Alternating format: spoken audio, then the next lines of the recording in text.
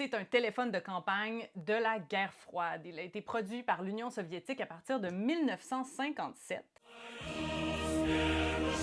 Et aujourd'hui, on en retrouve des exemplaires aux mains des soldats ukrainiens. C'est un excellent exemple de l'utilisation de la low-tech, en l'occurrence ici de la vieille technologie de la Seconde Guerre mondiale, pour contrecarrer certains moyens de guerre ultramodernes de la Russie. Je dis que c'est de la technologie qui date de la Seconde Guerre mondiale parce que même si le TA-57 date de la guerre froide, il a été calqué sur le FF-33, le fameux téléphone militaire du Troisième Reich entre 33 et 45.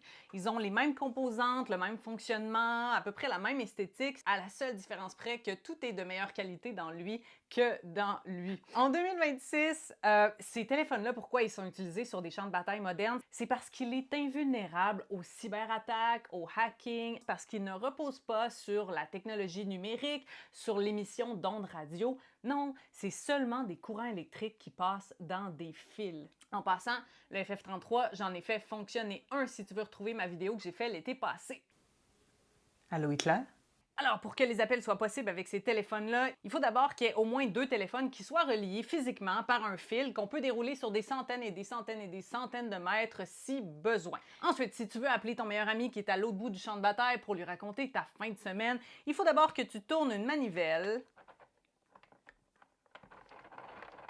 qui va activer un générateur, qui va produire une différence de potentiel de 80 volts, ça peut faire mal ça, et qui va envoyer un signal électrique dans le fil qui va ensuite aller activer la sonnerie de ton meilleur ami et qui va répondre « What's up? » Et là, tu vas jaser. Et ce qui va se passer, c'est que les ondes sonores que tu produis en parlant vont être transformées en un courant électrique qui est comme modulé selon les différentes fréquences que tu produis en racontant ton samedi soir. Le courant électrique va courir le long du fil et il va être retransformé en ondes sonores rendues à l'autre bout, à l'oreille de ton ami, qui va enfin pouvoir entendre ta voix de sirène.